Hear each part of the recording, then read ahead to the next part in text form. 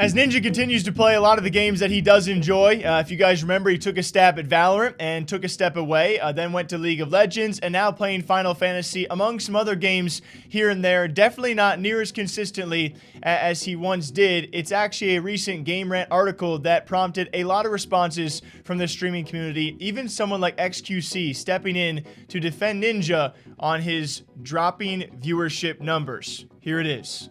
It's not the data, and it's not them being analytical about this that matters. It's the way that they're wording it. It's like he's, oh my god, while he continues to play Final Fantasy, how dares he play a video game he enjoys and doesn't succumb to meta Andes and playing the right game at the right time for our enjoyment. It's like, dude, come on, man. Like, why are they doing that? It's really odd though. It's just the wording of it. Guys, that's what the basis of streaming is. It's what makes things great or whatever. If you think you're doing something that could be something good, if you have the courage to try something new and invest time in something that you enjoy doing it, that you think people are going to enjoy doing it, whether people don't enjoy it right now or later on, it doesn't matter. Because that's what the basis of streaming is. It's about sharing something with others. It's not about the people who are number one, getting all the trends and following all the trends. Nobody cares about this. Because there would not be anybody getting the trends and being the number one at all, if it wasn't the people that try to do new things and people exploring uncharted territories. It is what makes streaming what it is. It's why streaming is always ahead of videos in terms of new, original waves of metas. Even Among Us shit or whatnot. It's a good example. People have to try and fail before anybody can succeed or whatnot, dude. And shutting down patterns of attempting new stuff is stupid. It's dumb. It's like intended that every streamer is gonna be a bot that plays. My computer says play Warzone for 3.5 hours and then switch to Apex for 36 minutes. Watch a React video for 26 minutes. Like, dude, you're not gonna get anywhere with this. Streaming will be stale and boring if that's the way that people are approaching things. And it's this language that makes people think that's what they have to do.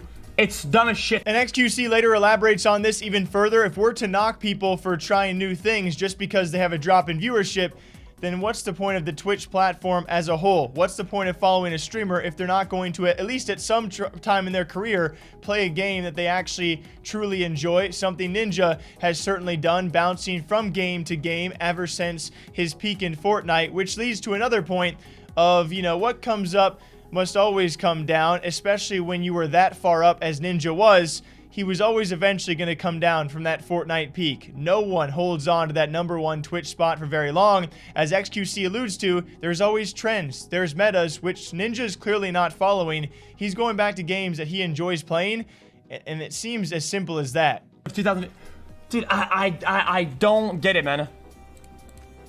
While many streamers would daily take 3,600 viewers on average in a given month, this number paled in comparison to the viewership Ninja is garnered. During his prime, he gathered about 100,000 viewers and broke numerous records. Okay. Ninja was absent from the list. While popular streamers managed to crack up the top 10 at one time, he was the most popular person on the platform. Nobody will ever be, guys. It's why nobody cares about being #1. Okay, because I care about this. I care because it is very important to me, okay? I'd rather talk to you guys about it for 2 minutes, okay? And rant about this, and then we can move on with our lives, okay? Guys, this is important, okay? Because people need to get rid of the idea that there's the main one, the best one. It's not a thing. Things change, things move, metas change. If you try to hold down the #1 spot, it'll eat you up. It doesn't exist. You can't be #1. I don't understand why anybody takes exceed amount of pride and being #1. You're being carried by the game you're playing. You're being carried by the section, by the state of things. So many things that you cannot control are carrying you.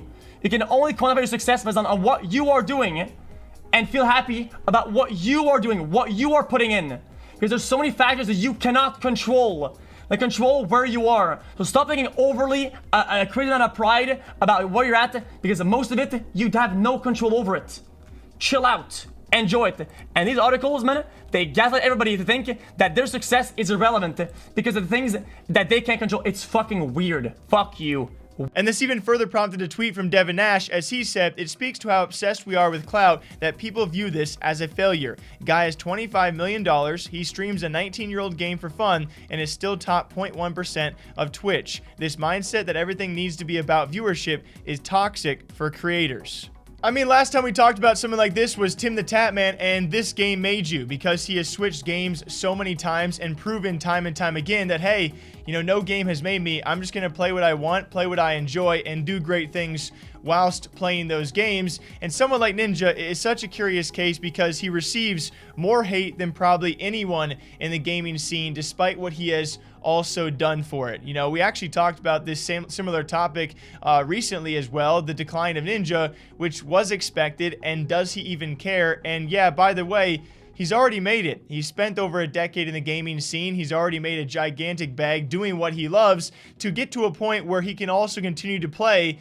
the games he wants to play. He doesn't have to fit the trends or fit the metas or go back to Fortnite all the time or go to Warzone or play what everyone else is playing. He can sit back on Final Fantasy, not really worry about viewership, because he has gotten himself to a point through streaming and gaming that he can do that. And it sucks the way the article was worded, despite the facts being very, very true in that article. The way it was worded and down talk to Ninja as it was a failure is probably the issue that provoked a lot of responses out there in the gaming space. So what do y'all think about it? Yeah, Ninja's viewership is on the decline, and as is expected, especially with a peak like Fortnite, what will he play next? Will he return to a meta game, and will he bounce back?